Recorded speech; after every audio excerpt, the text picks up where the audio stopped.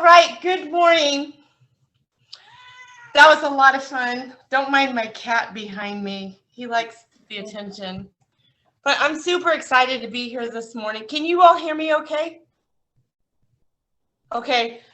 I hooked up this speaker, so I'm not sure if you can hear me very well.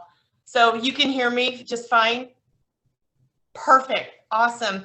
So we're doing something a little different this morning. We're all super duper excited to have the one and only amazing Joe Carballo, who is well deserving of this introduction. So we're going to do the leaderboards last, and we're going to do things a little bit backwards this morning. I wanted to share this video with you. Some of you on my team know I'll send out videos, and this was a video that I saw a while back, and I thought, gosh, you know what? This is so appropriate for this team meeting because, as our title says, you make all the difference. So I hope that this works out well, and you guys will let me know. I'm going to start the video first. This is a short little video from one of my favorites, Ed Milet.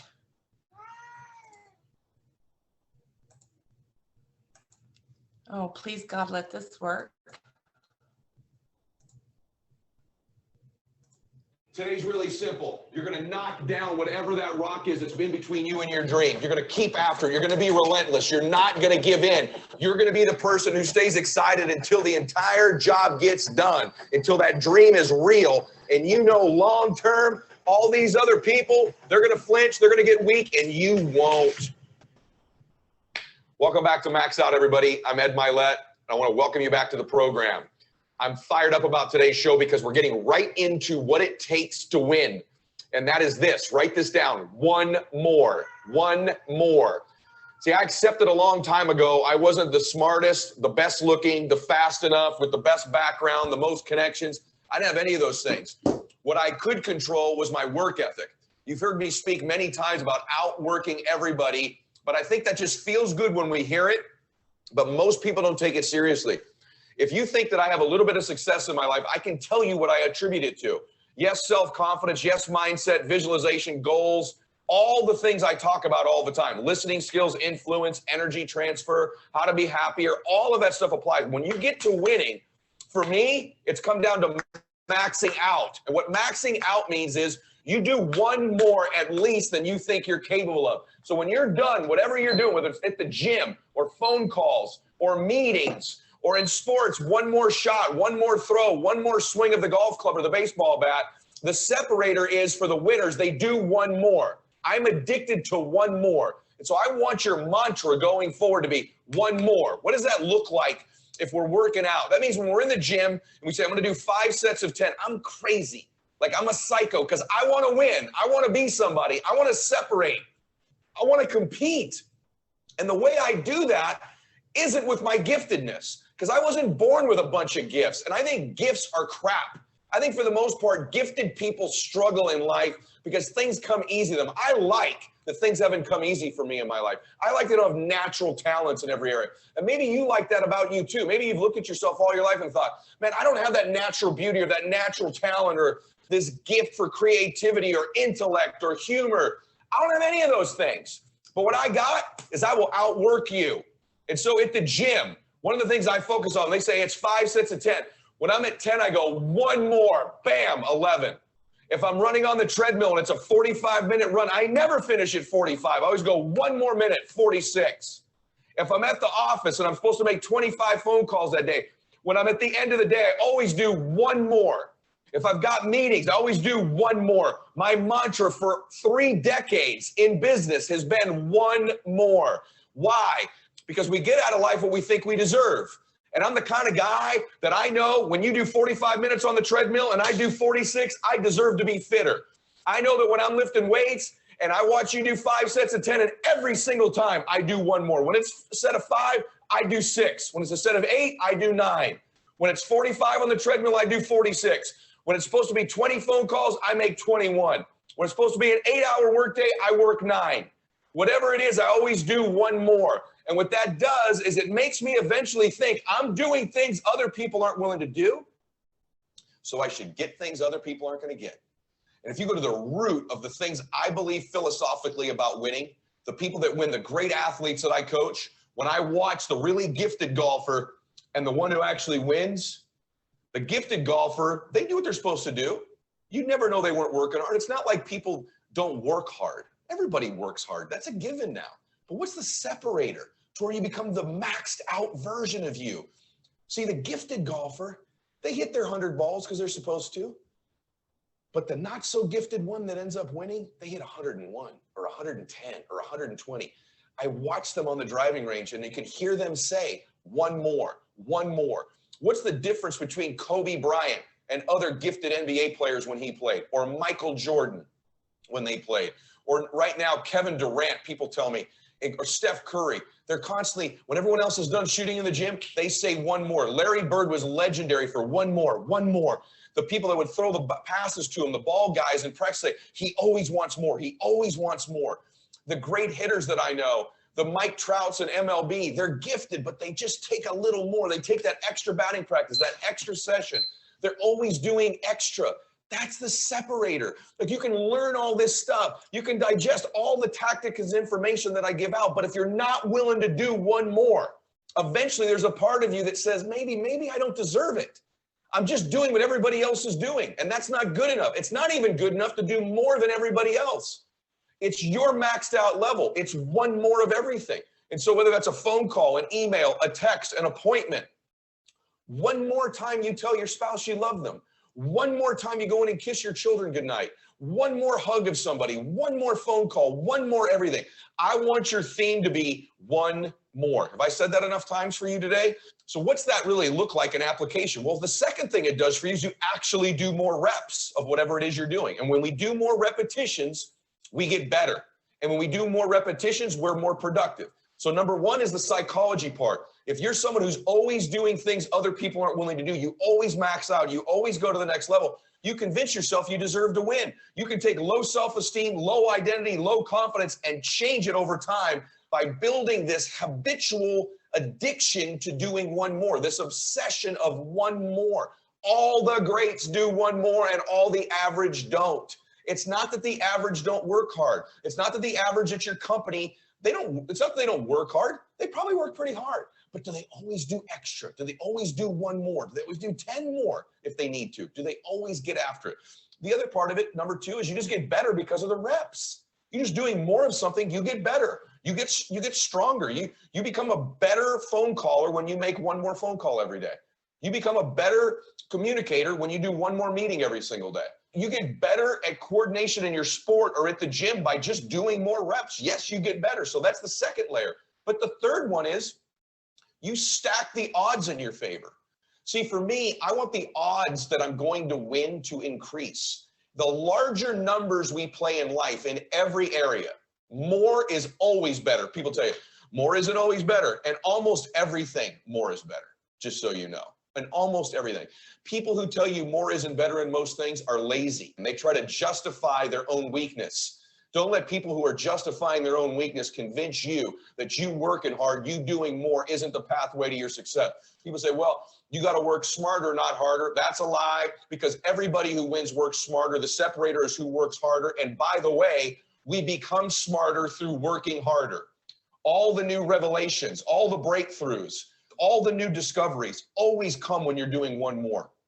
Always come through more repetitions. You find new ways, new strategies, new words, new keys by higher repetitions. So even if you believe working smarter is more important, you will become smarter by doing more. So if you work 300 days a year, let's just say 300 days a year. Download your Sorry, hold on. We're just doing 2 more minutes. He's at the very. That's 300 more phone calls every single year. Over 5 years, that's 1,500 more contacts. 1,500 more contacts. Just think about that just for a second. Over 30 years, that's 9,000 more contacts. What are the odds the person who makes 9,000 more contacts or even 300 more a year are going to win? You give me 2 average people. that walk in a room. Same ability, same skills, same backgrounds, same product. One of them makes 300 more contacts a year than the other one. Who's going to win? We know. How about over 5 years? One of them makes 1,500 more contacts over 5 years. Who's going to win? Over a lifetime, 30 years of work, one makes 9,000 more contacts. Who's going to win? You stack the odds in your favor. Never mind the person who made the 9,000 more contacts is better. They've got more reps. They've got more confidence. They believe they deserve to win. They just have 9,000 more opportunities. How about a golfer? One of them makes 300 more swings a year. And that's just one more swing a day, right? And over 5 years, 1,500 more, 9,000 over a lifetime. Who's more likely to win? So you pick anything you want. You begin to stack the odds in your favor. How about at the gym? If every day you went 1 more minute in your cardio, so it's supposed to be 45, you do 46. Do you know what that starts to do to you? You start knowing you're different. You start knowing you obliterate standards. You start knowing you can break through. When you break through an artificial barrier like 45 minutes, you do 1 more. It sets a catalyst for your entire day. It sets a syntax. It sets a mindset for the rest of your life. Never mind the fact that if you do 300 more minutes, which is 9,000 more over your lifetime, who's going to be more fit? So you begin to stack these things and your entire life changes. This is what I like to call compound pounding. Most people underestimate what time can do when backed up with massive activity. Right as I'm speaking to you, I'm looking out at the ocean right now, and there's a massive rock formation. Okay, I'm not going to play the whole video, but I loved that video because he is spot on with essentially what we're talking about today. Is really just, we're going to go through a little bit of some basic fundamentals and some information that Joe's going to share.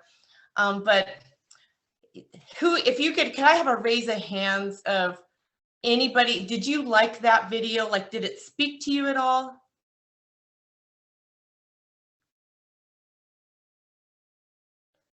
Yeah, I loved it because I love what he says, that it's not, the difference maker isn't always the person who's smarter.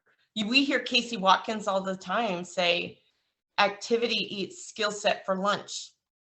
You can have somebody who is totally knowledgeable about every single product there, who is have had years of insurance experience, but who doesn't make that many calls, doesn't do that much activity, gives up, kind of easily. And then you have the other person who really doesn't know anything about this industry, is brand new, but does all this activity, makes all these dials, makes all these appointments, and they're helping a lot more families, and their income is a lot higher, and they're helping more families versus the person over here who's not performing so well. And there's different reasons. Could be activity, could be lack of belief. There's different components, but at the end of the day, our activity is the difference maker. Does anybody here disagree with that? Exactly. I mean, it is the difference maker. So we'll move on, and let me just look at my notes really quickly here before I introduce to you the one and only Mr. Joe Carballo. Joe, we're going to ask him some questions. We're going to ask you some questions. You know that already. He started in January of 2021. That would be about, let's see, January 2000. So that's about a year and a half ago, a little over that. And I just want to give you some stats. His highest month of production was about 50,000 in July of 2021. And his APV to date in his a little over 1.5 years he's been here, has been 464,894. He was the number 3 Symmetry Financial Group rookie producer in 2021 with 200 and $47,904 in APV and 146 apps. And we're going to talk about what he did before he came in here. He was the #2 rookie producer in all of the Pogue agency for last year in 2021. And he was the #1 rookie producer in the Mank agency in all of 2021. And he was rookie impact player. He received that rookie impact player award in all of the Pogue agency last year in 2021. He's been a $10,000 a week club member, a $15,000 a week club member, and he's also part of the $20,000 a week club member. So I say all this to give you an understanding, not to impress you, but to impress upon you that the things he's going to share today are so fascinating because of his background, what he did before he came in here, and because of what he does. So if you can unmute yourself, Joe, I'm going to go ahead and shoot off some questions. And the first question I have for you is, when did you start? What brought you here? Let's start there. And what experience you had before coming here? Yeah. So, first and foremost, thank you, Stella, and thank you everyone here for allowing me to be a guest with you guys. I really appreciate it. Stella and I have, bonded ever since I feel like conference in August. You were getting a drink at the Pogue dinner, and I knew, like, I stalked you before on all the conference calls, and I was like, I got to go introduce myself, and I went and said hello, and ever since then you exchanged numbers, texting. We've been running buddies. She's been an awesome mentor. So thank you, Stella. Thank you guys all for having me, and happy Veterans Day to all the veterans out there. Appreciate you guys. I truly believe we live in the best country in the world, and a lot of that is not possible without you guys. So for any veterans out there, thank you so much. So a little bit about myself. As Stella was saying, I had zero insurance experience prior to coming here in January 2021, zero sales experience. I was in the television advertising space as a media buyer. So what I did is I bought television time for my clients across the country and negotiated with television stations to have my clients on TV. COVID happened in 2020, and my clients can't make their product or can't provide their service. So nobody wants to be on TV despite everybody watching TV. That was really tough to be a part of. It just killed me actually. And I was with a company that we were the last to leave the office. So taking you back to COVID, last to leave the office, which was like the last week of March in 2020. And this office had 200 people in it. And it was just kind of getting weird. Not here to argue with anybody about what COVID is to them and vaccine and all that stuff. But I just remember being really uncomfortable. And I remember they wanted us back in the office in the first week of June in 2020. Still very awkward and uncomfortable. I was not okay with that. Had some, people I was taking care of, quarantining with friends and family, and I just wasn't comfortable with that. And there was no business to do because nobody wanted to be on TV. And so when layoffs came around, I was not surprised when I got laid off because I was adamant about not going back in the office just for them to check a box and anything like that. I took some time off, did not have to get back right into work, and really just started trying to figure out what I wanted to do with my life. And it wasn't until November of 2020 when I was like, okay, I got to start doing something, and started looking into other job opportunities, started to apply, was staying in the same industry and just not really happy with the salaries that people were telling me or what I was worth before I even walked in the door, or how much vacation time I could have before I even done an ounce of work for them. And just came to the realization that it's time for me to grow up. And I knew I wanted something bigger than this. I knew I wanted to do something on my own, but I just wasn't comfortable enough pursuing that. So that's why I kept interviewing. And thank God I got rejected. I don't know what the numbers are, but I probably sent out a couple hundred applications, probably sat with 20 of them, got some really soft offers, and just something inside me was like, absolutely not. And so I started doing more research into industries that were actually booming from COVID, opposed to the television industry that I came from that was doing this. And the insurance and financial space kept popping up.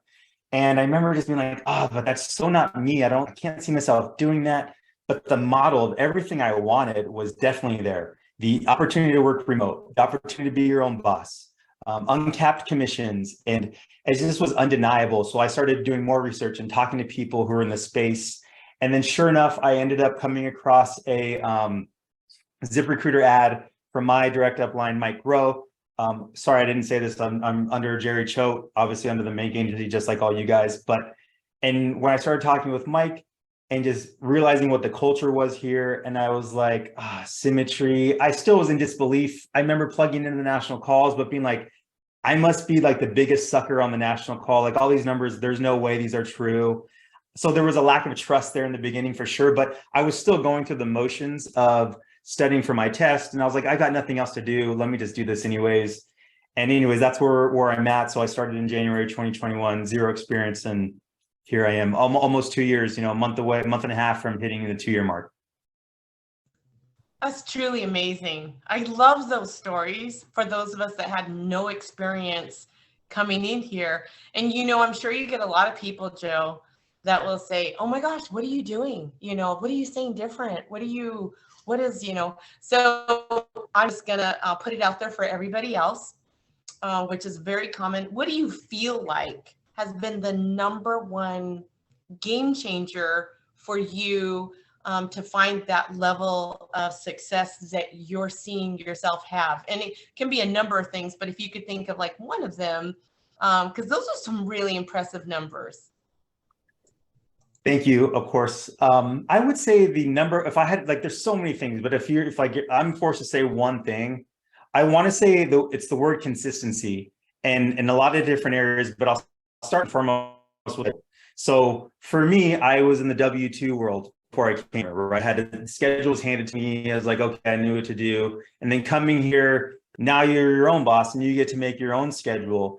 And in the beginning, I definitely took advantage of that, or rather failed at designing my schedule, because it was like, oh, cool, I can play golf this day and I'll make some calls that day and I'll take some appointments this time and I'll make a little money. And that honestly just was not efficient at all. And so in the months that I've done the best, it was like, man, I started following a schedule. And I sat down with Scott Menk and told him, I want to start recruiting. So my schedule needs to be tightened up a little bit. And we designed this schedule, and you guys spoke on it. He spoke on it a couple last week, actually, but I'll go through my schedule. So since Symmetry starts, the week starts on Saturday, right? That's Monday. I start up with the mentality of having about 4 to 5 appointments on Saturday. In order to get there, I start dialing on Friday. Quick plug here. I'm just starting a dial room this week. I think Stella might have the link to it. If not, we'll get it to you guys, but you're more than welcome to come. I've never hosted a dial room before, but one of my running buddies, John Boss, has been doing it, and he's asked me to carry the torch today because he's traveling and can't do it. So quick plug right there, but it starts with dialing on Friday. And the mentality is, how can I set 4 to 5 appointments on Saturday? Because if I have 4 to 5, one of them's going to no-show, one of them's going to reschedule. I'll sit with 3. One of them's going to tell me I need to think about it, and I'll close 2. And I'll come out of Saturday with somewhere between 1,500 to 3,000 of APV already, ready to go for my week. And the other thing is, on Saturday, I started dialing at 5:30 a.m. Pacific time. Sorry, I forgot to mention, I'm in San Diego, California. I primarily work East Coast in New Jersey, Maryland, Georgia, and Florida. So I'm just an early riser. I enjoy waking up early. That's just my thing. And so anyways, I start dialing at 5:30 a.m. on Saturday. At some point in time, I have those 4 to 5 appointments booked, ready to go. And I'm dialing to set up appointments for Monday with the hopes of setting 10, maybe even 15 on Monday. Monday's my money making day. Sunday, I'm completely off. It's a family, it's a church day. Don't do any work on Sunday ever. And so again, Saturday, we're dialing to set those appointments and then running my own appointments with hopes of having that APV. Monday, I definitely have these 10 to 15 back-to-back. If a client's using weak language with me, even though I'm doing the lockdown with them, I'll try to double book them, or I'll book appointments really close around them. And that's really how I run my schedule. So Monday, as you can imagine, is kind of nuts in that sense, where it's like appointment, and that's what I do on Monday, with the hopes of, in a perfect world, having written somewhere between 6,000 to maybe 10,000 at the end of Monday. So the total week, if you pull those numbers, is somewhere in the 7,000 to maybe 13,000. My goal every week for APV is 10,000. not 9,500, not 15,000, but it's just 10. If I can do 10 every week, I know my numbers. I know what I need to live. I know what I need to fund my business. And that's submitting 10,000 of APV every week. So that's really my ultimate goal from a production standpoint every week. That's awesome. I heard you say that you work the East Coast and you're on the West Coast. So you're able to start your day earlier and end it earlier, right?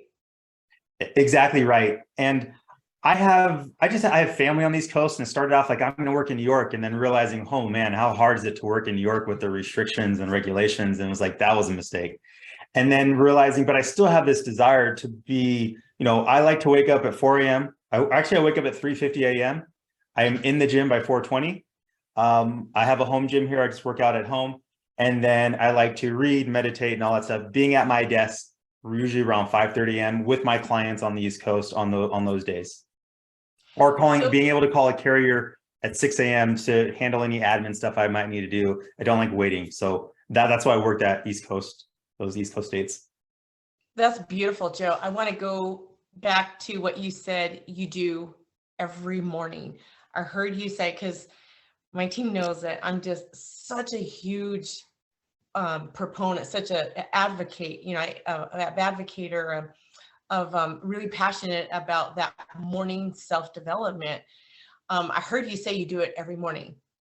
And so if so they can hear, so other people can hear. And there's a lot of other people that understand the importance of it. But what would you share, if you don't mind, just, kind of what you feel like, why that is so important for you to do that morning, starting your morning off that way with that routine? Yeah, for me, it's just a mindset. It's waking up earlier. In the back of my head, it's me telling myself, man, I'm up earlier than some other people. And every morning, not every morning, but on most mornings, trust me, there's that voice that's like, oh, just sleep in a little bit longer. Skip that workout, man. You don't need that today. Trust me, every morning I battle with that voice, and I have to hush that voice up. But I think it sets the tone for my day and everything that I'm doing. And not just from the work standpoint, right? From when I'm time with my family, it's like I started my day off right. I sacrifice some hours of sleep or whatever have you. And when I'm active in my day and whatever I'm doing, production, work, family, it's like I want to get the most out of this moment because I woke up early, I sacrificed some time and make the most out of this day. And it's just that consistency. It allows me to do it. I do that even on Sundays on my day from not working. I still wake up at that 3:50 a.m. I still work out in the morning and do that. And it just helps me flow with my schedule and how I want to live my life. Yeah, and thank you for sharing that. I love how you talked about it. It sets your mindset for the day. There's a saying that I love, that is the first hour of your day is the rudder for the rest of your day. It's like which direction you're going to go in. You can wake up on the wrong side of the bed and let your mind, the inner dialogue, tell you all the reasons why it's a bad morning, why it's going to be a bad day, why people are going to tell you no, or you can shift your sail to get your blood flowing and get your thoughts under control that, no, you know what, today's an awesome day, and turning it around. I love that. I also heard you say how you stack everything on Monday, primarily like 10 to 15 appointments. And some people, even including myself, when I first started, early on, I was like, oh my gosh, how do you do that? I'm brand new. I can barely make, 2-3 appointments or 5 or 6 appointments in one day. So when, if you could give one piece of advice to everybody here on how you direct those appointments, to Monday. I did hear you say you stack them and double book, which I love. And we talked about that before, but for you brand new people, don't worry. Joe, I heard you on Reineke's call recently, and you were talking about how, when you stack them like that, can you just give a little briefing on like what that looks like? Because I love what you said about, some people showing up, some people not. Like that Yeah. kind of stuff. Yeah, of course. So the reality is in this business, I mean, obviously we're all trying to get better with our production and verbiage and the MPQ stuff that's out there. It's great. But I just know if I have 15 points, they're not all showing up. If you guys have been around here long enough or you're doing the activity, people no show you. It just happens always. I don't care how good your tie down is. It's still going to happen. People are going to reschedule. It's going to happen. That's why I'm booking that number, because I know I'm not going to sit with all of them. And I'm just saying, look, if I book 15, man, I know if I book 15, 3 of them are going to no-show, actually. I know 2 of them are going to reschedule, and I'll probably hit with 10. I know I'm going to get some think about it. Like, that's all good. And if one appointment's running late, you guys have all heard this, probably love the one you're with, that's fine. I'm going to do the courtesy and say, look, I need to actually text my client that I'm going to meet with here in 10 minutes.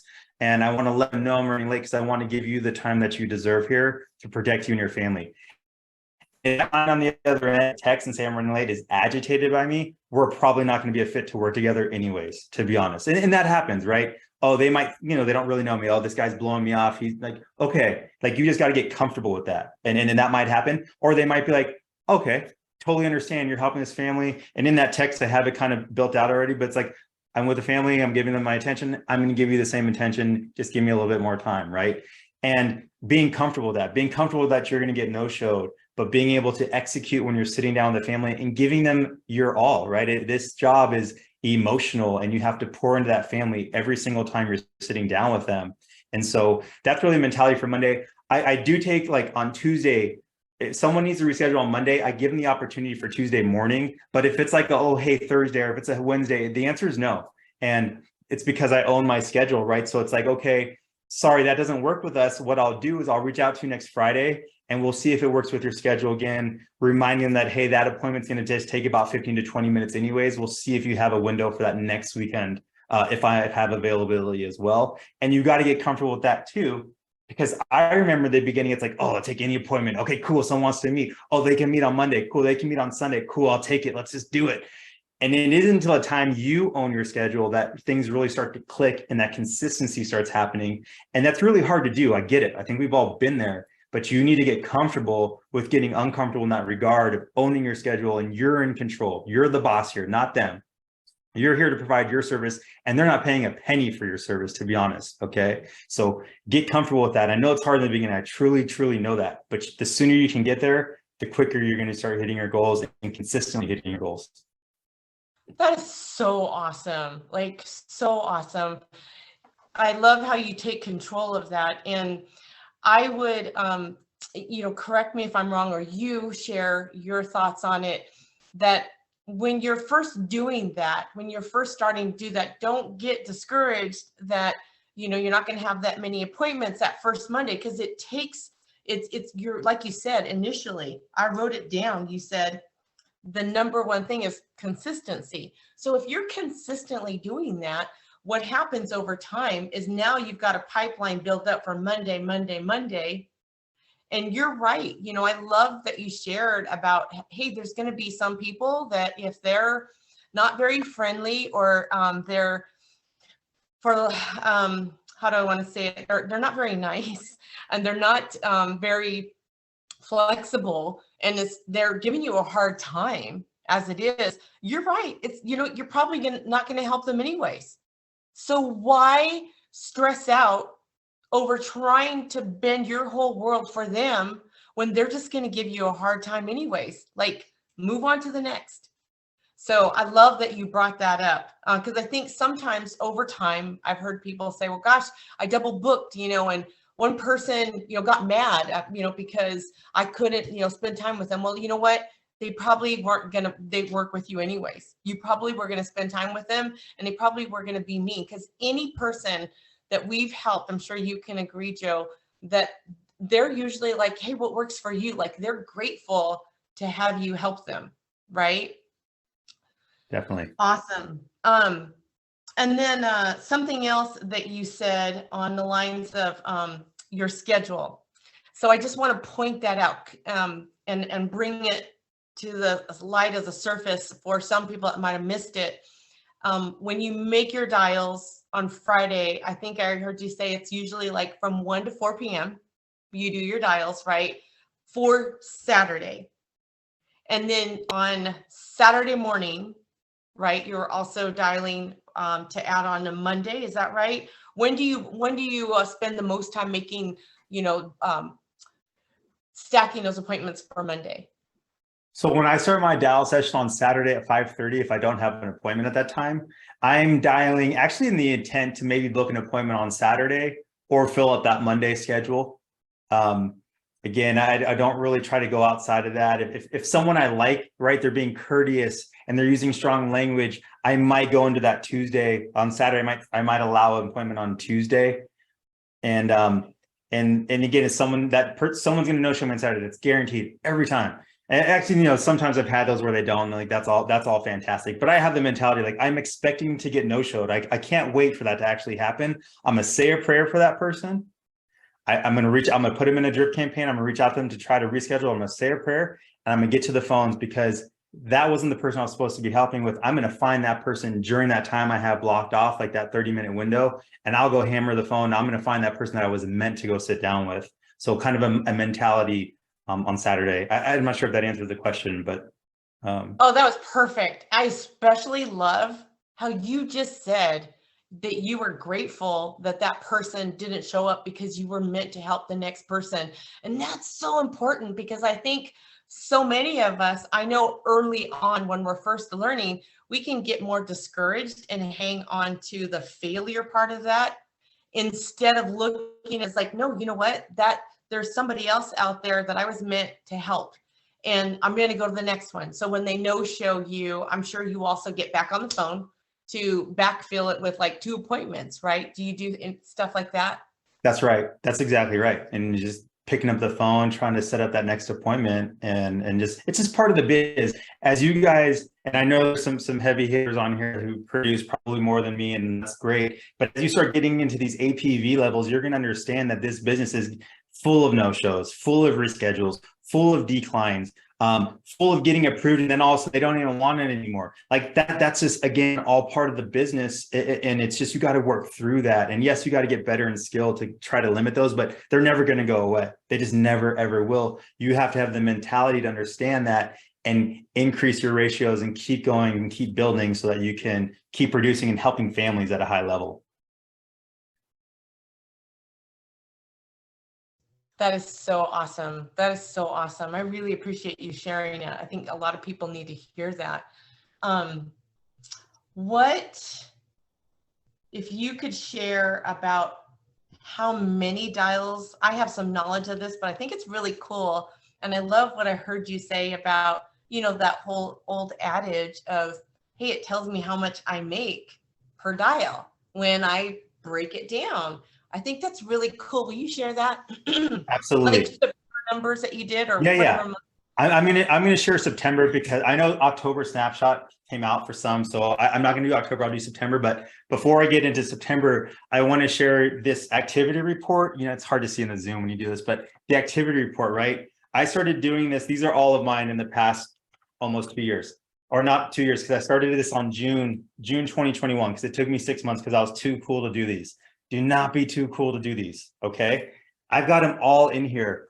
And I was like looking, since Stella, you're so good about the numbers, you're asking all these numbers, like, oh man, I don't know this off the top of my head. So I had to go back and I pulled this out of my little drawer, and it's like, going back to June, these are by week, right? So if you guys don't have these, don't know what these are, get with your upline and do this. But $430 a week, 527. This was February this year. $510 a week, 305, 295, 497, $1,300 this week. And that was September of last year. I mean, I keep these in a weekly for weekly purposes, but I keep these all time. And my dream is that in 2024, when I hit top contract level of 120, 130, whatever that may be, I'm going to sit down with these and I'm going to look at them every single week. And I'm going to look at all these names. And I remember these calls and all these dials. I'm just look back at it and maybe have something nice to drink and just be like, man, dude, look at all that activity you did. But the point is know your numbers, right? So I want to share September with you guys, because that's these are official, right? So in September of this year, I made 1,500 dials. Okay, I booked 90 appointments. I submitted $45,878 of APV.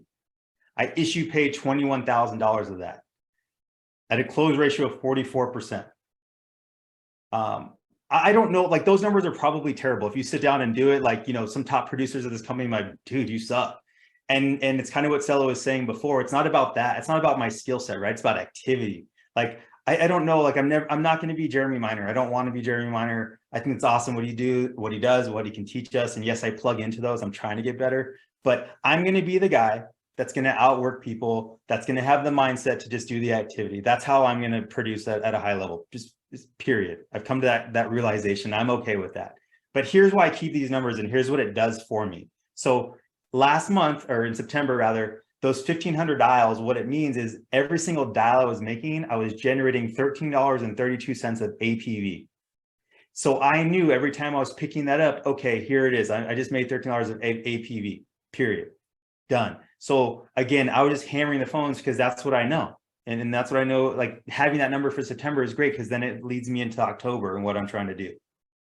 So look, that's a under the hood look at September activity. And I keep track of my numbers. I encourage my team to do it. I give some of them lead credits for just sending me these numbers because it's like sometimes it's uncomfortable to share, but it's like, man, the sooner you understand that and the sooner you realize keeping track of your numbers is paramount to your growth and your production, the better for you. So yeah.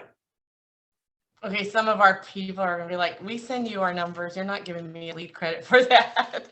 Well, that's awesome. Then you don't need it. Sometimes you got to pull them up, you know, so that's great. But you know what? You nailed it. Like, seriously, it's only going to benefit you. This is for you. This is for you. And I love that you do the old school. I do too. And what I've been doing most recently is keeping track of the B leads, C1s, and A leads just for fun. I was like, because I wanted to see, I just wanted to see some stats. So next to the name, I would write down, if you can see like C1, A, B. Oh, nice. All of that. And I'm totally old school. And what I like to do, and I've done it ever since Chris told me to do it and Symmetry told me to do it, is because early on, I questioned myself. Like, I don't think I'm doing a good job. I'm not, I'm struggling. I'm this, I'm that. And he's like, let's look at your numbers. And from my numbers is how he was able to identify where I needed that help. Was it my activity and the number of dials? Or maybe I was doing enough dials, but not getting enough contacts. Or maybe I had enough contacts, but my appointments were showing up. So, okay, well, let's listen to how you're, locking down your appointment. Maybe I was making enough appointments and sitting with enough people, but I wasn't helping enough people. Okay, so now we need to go back to, are you asking quality questions? Are you focused on being a professional problem solver rather than just going out there and trying to help a family? So there's ways that you can pinpoint. And he would always say, in the beginning, well, Stella, we need more data. And I'm like, data? And he's like, yeah, you got like 125 or 200 dials, and if you're just starting out, and when I started out, it was on bonus leads, the bottom barrel level, like, back then it was 50-cent leads, he's like, the metrics, you're going to have to dial more. And so that always stuck with me, knowing that how important those kind of metrics were. So I've always written it down, and I love that you do that and you share it. At the end of the week, Joe, do you, I know for me, I'll write on my bottom of my page how many applications I had, how many sits I had, how many applications, and what my APV was, because every week flies by so fast. I didn't do that at the beginning, and I was like, shoot, I don't know. And there's not really a place in Opt, that you can go and see how many dials, appointments, APV for that specific week. Do you do something like that? I definitely do. And I'm the same way. I'm old school. I do use Switchboard, so it does a good job of tracking the activity as far as dials, contacts, and things like that. But yes, I'm old school. I definitely keep track of it. I remember, I was here when Slingshot wasn't around. So I remember like trying to navigate to the first month of 2,500 was like, wait, how does it work? What's the APV need to be? Wait, how, and then I made a goal like to make sure my team members never are confused about how that works. And it starts with one, explaining it to them, but two, making sure they're tracking everything so there's no confusion about where you're at with anything when you're running against a promotion. So yes, I definitely keep track of it, and it's old school and that sheet of paper. That's awesome. That's so good. So, couple of questions for you, because I know gosh, the time flew by fast. It's so exciting to have you here with us. What is well, you talked about that. One of the questions I want to ask you, and then if it's okay, I'd kind of like to open it up if anybody has any questions for you. But I guess lastly, can you just touch on, like, I know I heard you say you consistently get up, and I know that because we texted this morning, and I know you went to the Blitz yesterday and you had a 2-hour drive and you left there late. So even though you got home late, you were up this morning. Can you talk about when you went to the Blitz, how that benefited you? Because there's a lot of talk surrounded about that. The blitzes are so good. So again, I'm in San Diego, California. I went to the Blitz in Anaheim, California 2 weeks ago, which from where I live in Carlsbad is about an 1.5-hour drive. I was fortunate enough to get 5 of my team members to go. I, got us an Uber Black. I made it really fun, like a fun team building event to go up there. And that was amazing, because seeing their energy, letting them hear the 120s. And it was the David Alvarado agency in Anaheim, and Andrew Jimenez came. Ryan Miller was there. There's a bunch of people who were there. I'm sorry, I'm missing someone's name, but they're people, and like, let them do the heavy lifting, right? Let my team see them speak, because I'm only in a certain part of this journey, but they all want to be where those people are, of course. So it was beneficial for them. And then last night was in LA. It was about a 2-hour drive from where I live. I was unable to get any new team members that to go with me, but I was like, you know what? I still want to go. And I have questions now for David Alvarado that I wanted to ask him. So I knew I wanted to connect with him because I wasn't able to do it in Anaheim. And after I saw some of the people that I knew, there's other people I wanted to talk to. So I went there last night, and it's just amazing to get that energy, that vibe. Brad Smith spoke last night. I mean, he's an amazing speaker, and he was talking about letting go of things. And in order to let go of things, to pursue new things that you want, you've got to let go, and you got to get uncomfortable, which I think is everybody's journey here. I don't care who you are. And that really spoke big to me. Coming from where I came from a really well-paying job in the previous industry. So I'm not the person who was broke here, to be honest, financially, from a financial standpoint. I think I had an ego that was broken. I think I had some personal things that definitely needed to be rebuilt, but it was not a money thing. And that played its own role in my journey in the first year of trying to realize, oh my God, I'm not gonna make $1 million this year. Like, that sucks. Like, I suck. And getting okay, like, it's not I don't suck at all. I'm just on this journey of something bigger. It's bigger than making $400,000 your first year. It's way bigger than that, and coming to that conclusion. So that was amazing. And then I got to connect with David. I cornered him. I wanted to ask him some IUL questions. I knew his team are doing some amazing things. I literally cornered him, got his number. Now we're best friends. Well, I know we're best friends, but like, I got his information. We're going to schedule a call. And that alone was invaluable to me. I got to meet another speaker. There was this lady. She's on the other team, on the bad guys team. I forget who she's direct to. I'm just kidding. She's not a bad guy, but she lives in my neighborhood. She lives in Carlsbad. She in her first year, she did $300,000, right? So I was like, I'm the man. I'm a rookie producer. I did 247. She did 300,000. She got to go on the trip to Costa Rica with the owners. It's like, oh, I want to know her. She lives, 2 miles from my house. I'm like, we're going to lunch. Like, I hope you don't think I'm a freak, but like, I'm not trying to be creepy, but like, I want to talk to you. I want to pick your brain. I want to associate with the right people, right? Was that one of the cornerstones, right? So those two opportunities to network were amazing. Hearing the people talk. I don't know what the schedule is like for the rest of these. I think they end next week or in a couple of weeks. I know I have a team member in Tennessee going to, I think it's Nashville next week or something like that. So I'm excited for him. He's gonna love it. He's bringing like his family with him and team members. He's got like 6 people going with him. I'm so excited for him. Wherever you guys are at in the country, if you can get to one, super, super valuable, and they're free. You just got to get there. That is so awesome. Thank you so much. I know we're running short on time. I do want to open it up for anybody, if that's okay, for open questions. Who here, and there's no question too silly. We're all family here, right? We're all learning. and you heard me ask him some questions. So is there anything that you'd love to ask Joe while you have him here? Please open your mic and ask. Bueller? I'll pop Yep. in if you can hear me. My internet is terribly slow today, so if I'm cutting out, let me know. I hear you perfectly, Chris. Awesome.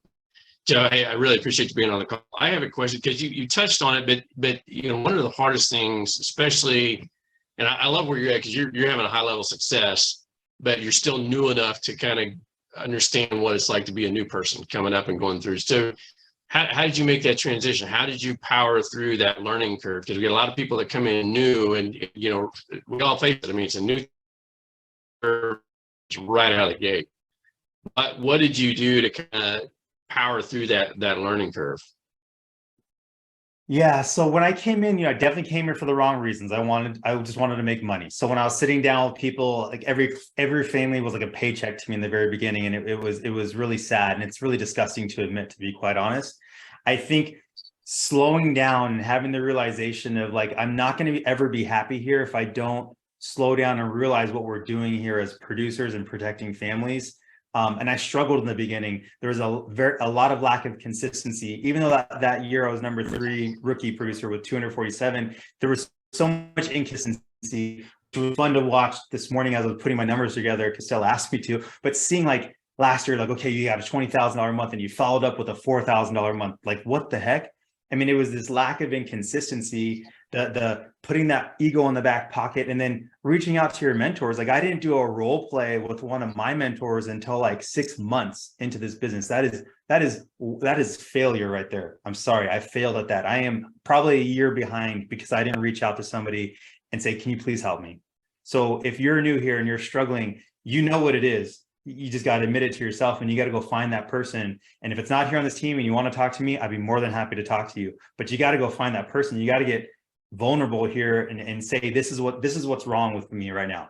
Can you help me? And I guarantee you, anyone here at Symmetry, I don't care who it is, will always give you the time. That's what I've noticed here in my short period of time. No one I've ever asked time from has said no to me. And I'm talking like high level people who don't make a penny off of me, right? Have given me their time and their advice, and it's just getting uncomfortable with yourself and getting there. A Danny Young quote, right? The only thing that belongs in your comfort zone is your pillow. I love that. That thing always makes you smile, and it's so true, right? You got to get uncomfortable here, or else you're just not going to grow. So awesome. Thank you. Hey, Joe, I have a quick question for you. So I know you're an early riser, and you are in California, licensed, of course, on the East Coast. How many states are you licensed in different time zones, and how do you work that within your daily schedule? Yes. Hi, Stacey. I'm a huge admirer of your production. I've you poured into me. I've learned things from you. You have changed my trajectory here at Symmetry from what you've poured into. I've never told you that, never met you before, but thank you. The answer to your question, I'm licensed in Maryland, New Jersey, Florida, Georgia, Texas, Tennessee, Arizona, New Mexico, North Carolina, California.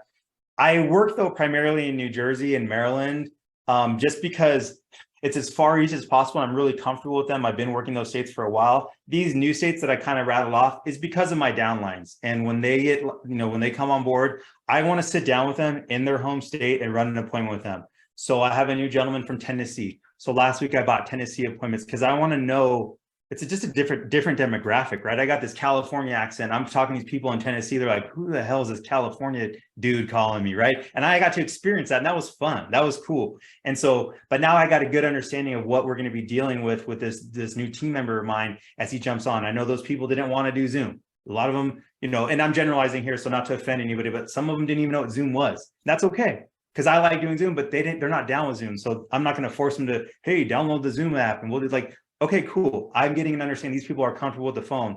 Now I got to have my trust and rapport hat on of like, I need to build trust over the phone, which is uncomfortable because I prefer Zoom actually, but that's okay. So that's why I have those other states. But to answer your question, I really like working Maryland, New Jersey, and Georgia. I love that idea of being licensed, not only for commissions for some states, but to really to buy leads and to work those states with your downlines. Love that. Thank you. Welcome. That's awesome. Anybody else have any other questions for Joe? I have one. So, Joe, thank you for all the information you've been sharing. That's probably the biggest thing for me that I'm trying to work on is how to juggle all that you're juggling. and part of that is, going to sleep and getting up, in the morning, that equation. So I heard what time you get up, which is just jaw dropping. So what time do you actually stop working every day, and what time do you go to bed? The Cindy Lee, my gosh, the 1000 ppl, whatever it was 2 weeks ago. My goodness, it's an honor to talk to you again. Thank you for pouring into this community. You've changed my trajectory as well, so thank you. What time do I go to bed at? I'd say 9 o'clock, but their answer is I'm in bed by 9:30, 9:45. Maybe 10 on a crazy wild night. Okay. But somewhere between 9 and 9:30. As far as when I plug out and when I, stop working, I'll tell you, Monday's a long day. If it's going as designed, I'm running these appointments, it is a back to back, and it is exhausting. You do these appointments and you're truly pouring yourself in these families and solving their problems. It can be taxing. Monday, I'm spent, Tuesday, I stop the production if I'm allowing appointments in the morning, and then I transition into recruiting. And the way I do my recruiting is I do group interviews. Okay. I hold a group interview. I force my admin to bring people to a group interview. And then I line up back-to-back interviews on Tuesday. And that can end 6 p.m. That can end at 7 p.m. So Tuesday can be a late day too. And Wednesday is zero production. It's an admin into another recruiting day. And again, kind of the same thing. It can go in. Thursdays, I'm typically off, trying to just step away from work, spending a family day, kind of resting up for the revamp up of Friday, which is kind of like I don't know what you can call it, pre-Monday. Saturday's like Monday to me, but it's kind of like setting the tone for the week. So that's kind of the design of my week and my schedule. I think one of the things that helps me get up in the morning is understanding what I'm doing. And it's not about 10K a week. It's not about 20,000 APV in a month. It's this bigger picture of what I want out of this vehicle and what this thing can provide to me. And it's not going to happen this year. And it's not going to happen in 2023 either. It's something so much bigger of what I want, and saying that to myself every morning and having that mindset. Okay. And that's what gives me that courage to get up out of bed and be like, let's do this today. I'm on this mission and nothing's going to stop me. Wonderful. Thanks so much, Joe. Mm-hmm. That's so great. You see why I love him? Like, this is so amazing. I mean, it's a big component. What I wrote down is condensing your time, making your time way more valuable. You've condensed all your appointments, Saturday, Monday, primarily Monday, and it, opens up for that balance. I know we're almost at the top of the hour, Chris, I'm sorry. So we can, if you'd like, unless there's another urgent message or question, then we can just move on into real quickly leaderboards, and I'll probably do the fastest leaderboard ever in the history of Menifee Dinwiddie Agency. So I'll go ahead and move on. Okay, I'll just really quick. And we're respectful of people's time. So any of you, if you have a hard stop for an appointment, you are forgiven to go. But I'm just gonna go ahead and go through this out of respect for our leaderboards. So let me go ahead and share my screen. Joe, thank you. Thank you so much. I just can't thank you enough. Like, everything that you poured in today has just been, like Sydney said, jaw-dropping and just amazing. I love it so much. I wrote down like 2 pages of what you shared. Thank you. Thank you so much. I know you've impacted a lot of people here today. Thank you. All right. Let's see. Share.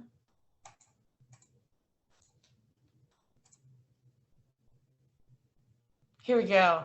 All right, let's move past the thank you, veterans. Yes, as Joe mentioned, we love you. We love our men and women in blue and all of our service members. Thank you for those of you who are veterans.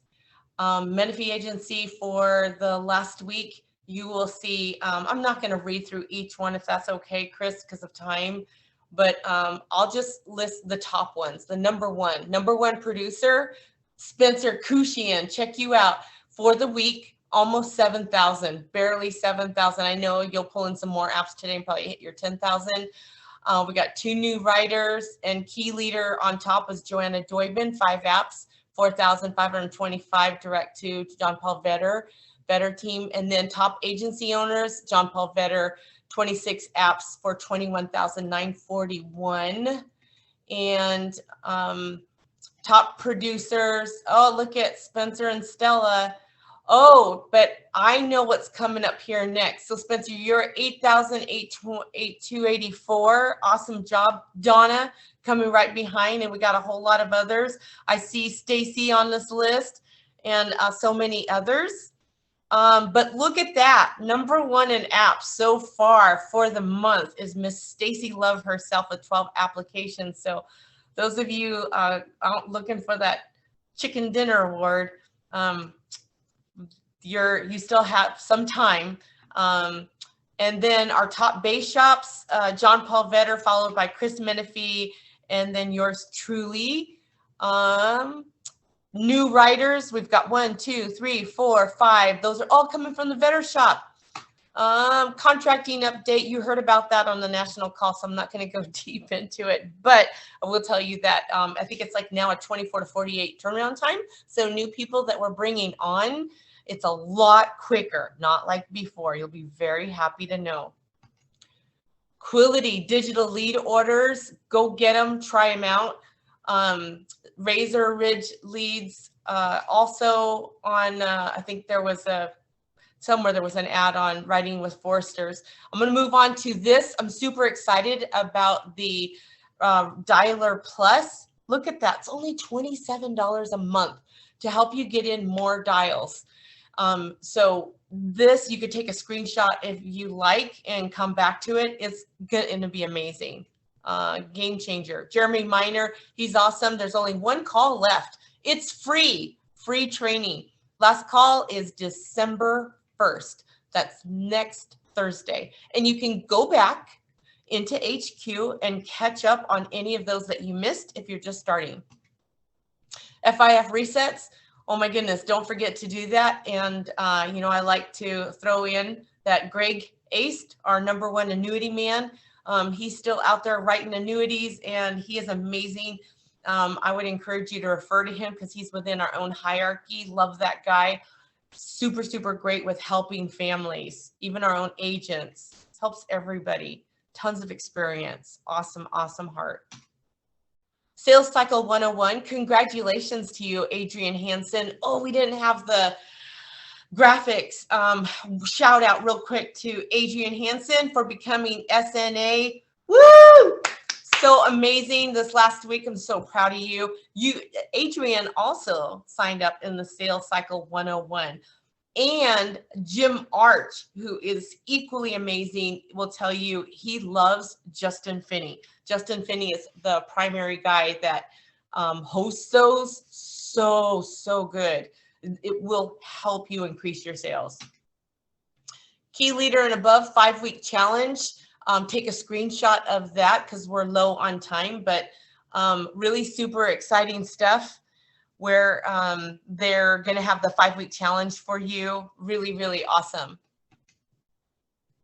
And here's more Blitz. We just talked about it. The next one is in 3 days, and that's in Fayetteville. I learned how to say that when I went out there to meet everybody in Missouri, Branson, Missouri, Fayetteville, in Arkansas. Fayetteville. Oh, I thought I had it right. Fayetteville, Stella. Come on now. Let's all go with Fayetteville in Arkansas. I'm sorry, I'm just kidding. It's on the 14th. It's almost full. And then on the 7th, that's not how they talk. I'm just kidding. It's how I talk. It's my own personal issues. On the 17th is Nashville, Tennessee. And look at these, you guys. They're almost full. Like the only one there's really room left is the first 3. They're already at capacity for the one in Savannah, Georgia, and in Fort Lauderdale, Florida. So when you see these come out, get there. Introducing the S'more Factor. This is amazing. We've gone over this before. I will tell you really quickly. take advantage of it right now while you can, because you can bump yourself one whole level of promotion without having to take 2 months like back in the day, like Joe was talking about. That's what I did. That's what a lot of us did. And then, we got up to, 90 and above, and none of this is available to us. So for all you brand new people, you also get an additional bonus just for meeting your goal. And this is issue paid, which is so doable. So take advantage of this. I can't stress it enough while it's there. Champions Cup, you are eligible. Don't think it's out of your reach. I feel so blessed, grateful, thankful. I can't say it enough. I dropped to my knees when they told me that I won to be able to go December 1st. It was last year's contest, and I'm going to Cabo for the Champions Cup. That's December 1st.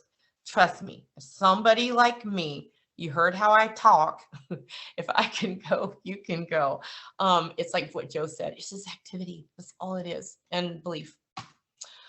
Foresters, here it is. You can get free lead credits by with Razor Ridge Leads by placing policies with them. Take a screenshot, do it, get your credit. Virtual Make-A-Wish. Oh, you guys, if you can get people at your house and attend this, it is such the most beautiful way to give back. Please take a screenshot of this. You'll hear them talk about it, but this is already going to be happening in 5 days. And it's a lot of fun to watch. Please make time out of your schedule, even if you only donate like $10 if you're brand new. If you're not, and you're making more, then donate more. Donate what you can. It's for a very, very good cause. And you know what they say, as more is given, much is received, or there's a saying on that. It's really, really good. Don't miss next week's call. We're going to be doing the, it is the, what's it called, Chris? It's a special call. It's a State of the Union. State of the Union, right? It's a State of the Union next week. Awesome, fun stuff. And they always put on a really fun show. So if you want to laugh, watch it and also be, impacted in the most positive way. And Thursdays, for those of you that have been attending, thank you so much. I've learned so much from you, and I'm learning myself how to communicate better. As I preach, the number one thing that we can do to help others is to communicate better, not only with our clients and not only with each other, but with our family at home. SFG has highly recommended this from day one. You'll hear Brian Williamson talk about it a lot, about 5 voices. It's how to communicate effectively. That is a huge goal of mine. So if you want to learn how to be a better leader, whether it's with leading your own self, your own team, or your family, just communicating better, come join us. It's never too late to join.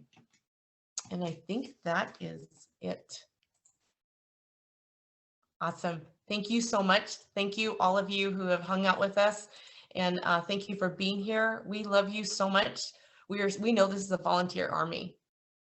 And that means that you're here because it's for you, for your own benefit, to help you, whatever that help is that you need, helping your family, having a purpose in life to help others.